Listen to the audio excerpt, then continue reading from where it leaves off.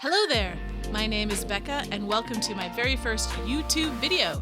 If you could please hit the red Lego subscribe button on the right hand corner of the screen, that would be amazing, because as this channel grows, I'm going to do lots of cool Lego and custom minifig videos and even fun giveaways. The Lego set I'm about to build here roughly retails for $50, but I was lucky enough to get mine on sale for $40. This set is from the original 1993 Jurassic Park movie. As you can see, I'm struggling a bit here to open up the box. Those little tabs are tough. Oh, there it goes. Let's speed up the video here. I'm actually surprised it took so long for Lego to make sets from this movie. This set came out last year and it has been 30 years since the release of the film. I know, it is written on the packaging, celebrating 30 years. Now let's start with building the Triceratops. Oh, it actually looks pretty cool. Fun fact, the word Triceratops is Greek for three-horned face, but this dinosaur actually only had two genuine horns. The third, much shorter horn on the end is actually his snout. Now, Lego has done sets from the Jurassic World franchise, which I didn't collect, because I was waiting for them to release sets from this amazing film that started the whole dinosaur craze. As much as I loved the first film, Jurassic Park, I didn't particularly care for the Jurassic World movies.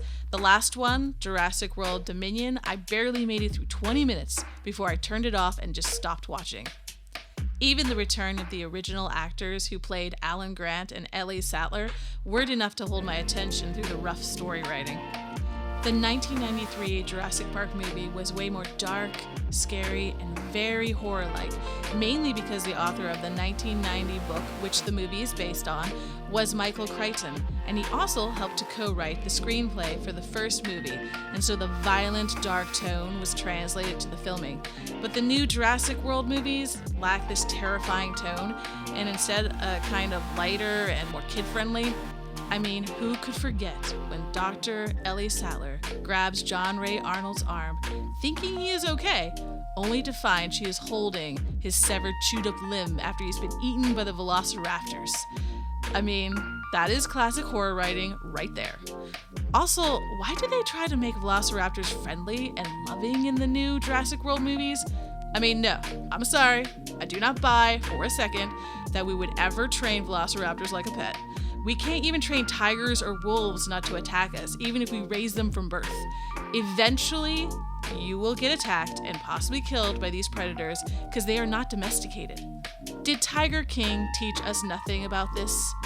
Okay, definitely not going down the Tiger King rabbit hole, but you get my point.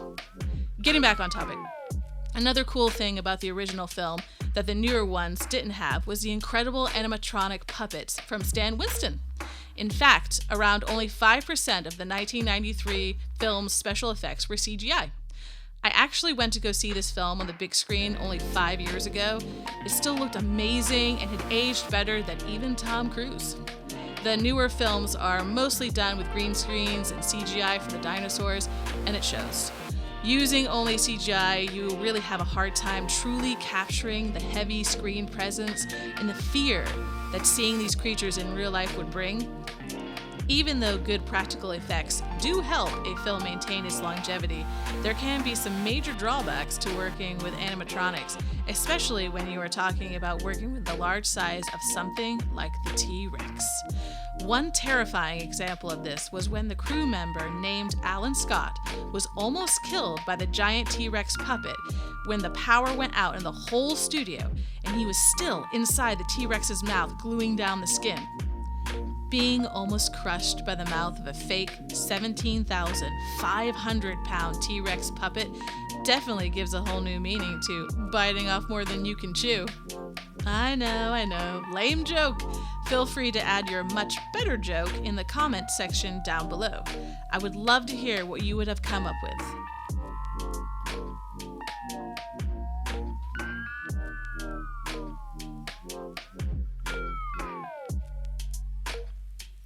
I really hate putting on the stickers on Lego sets. I can almost never get them perfectly straight. I miss the old Lego sets from the 90s, where they came with the designs already printed on with no stickers. I did find that if I start to put them on, and if I can see that they aren't going to lay right, I can quickly pull them off and re-stick if I haven't fully put them down. One thing I do like about this set is that you get to build the Explorer number 4, which was the vehicle that had the children in it when the T-Rex attacked them and tried to eat them. The actress who played Lex was actually cast in the film mainly because her scream was so believable that when Spielberg was reviewing the audition tapes, his wife came in concerned, thinking her scream was real and that something bad was happening to their children. This vehicle was also featured in the biggest plot hole of the movie, which was when the T-Rex was attacking the kids in the Jeep and Alan Grant was trying to save them, and there appeared out of nowhere a cliff on the other side of the car. Honestly, I watched this film several times and never caught this plot hole. Probably because I was too mesmerized by the destruction the T-Rex, whose name on the film set was Rexy, was causing. Although apparently on the Blu-ray they addressed this by saying when it was first filmed, the T-Rex drags the car along the roadside a bit more to where the massive drop-off is, but they cut this scene out for some reason, which created this plot hole. I don't know if this is actually true, I haven't watched the Blu-ray, but it would make more sense as to why a giant drop-off just shows up out of nowhere. Another small tidbit that you probably didn't know is that the lawyer Donald Gennaro in the book doesn't get eaten by the T-Rex on the toilet, and actually has a much bigger role and survives the visit to the park. I'm just guessing here, but I wonder if Steven Spielberg or if someone else in the film was wishing they could make this happen to their own real lawyer. Artists often can't help putting their own life frustrations into their work. Did you know that they were considering casting Harrison Ford as Grant, and even Jim Carrey as Dr. Ian Malcolm? I could actually see Harrison Ford doing well with Alan Grant, but for me, no one can do Malcolm better than Jeff Goldblum. I am so happy Goldblum decided to improvise his sexy open shirt scene in the movie. Getting him as a Lego character was one of the main reasons I wanted to get this set, other than, of course, it depicts one of the most memorable scenes in the movie. Now, if only they had made my Ian minifigure lying down with his chest glistening, then I would have paid $400 for it and not just $40. Nothing is hotter than a man who knows his chaos theory. It wasn't just his injured scene he improvised, it was also his idea to use the flare to distract the T-Rex to save the children. The script just had him run away, but the actor wanted Ian to be more heroic. Don't worry, we are almost to the fun building of the dinosaur poop. I do find it interesting that the name of the movie and the book should have been the Cretaceous Park, because technically that is the correct time period of when these dinosaurs actually would have been around. I do get why Michael went with the Jurassic.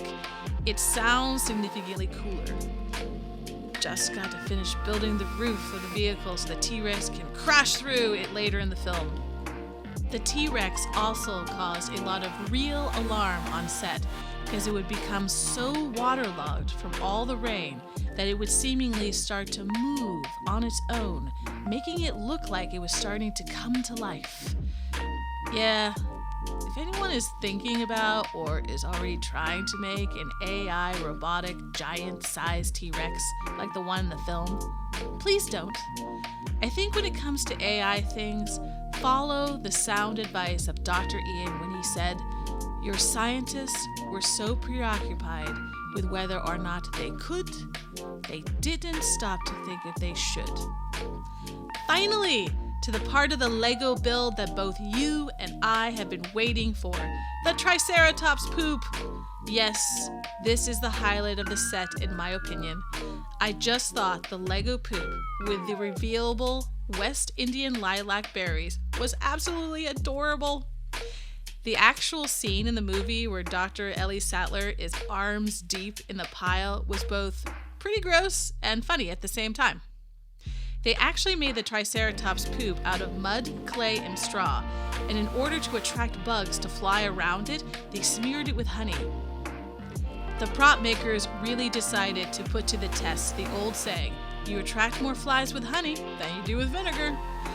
Although, unless you were trying to make a realistic-looking dinosaur dung pile, why would you ever want to attract more flies?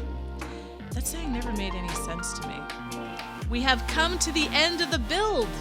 Roughly, it took me about an hour to do. There she is, arms deep in the poop pile.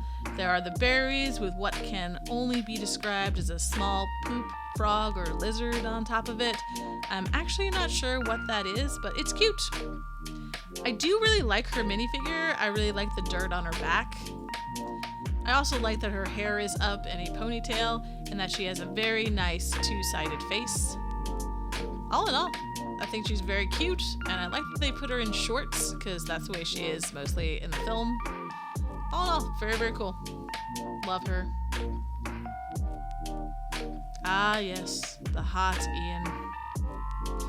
I don't know why he has a shovel, because technically he never had a shovel in the film, but his figure is awesome with a cool two-sided face.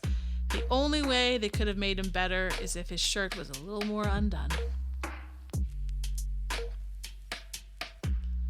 Triceratops is also pretty cool.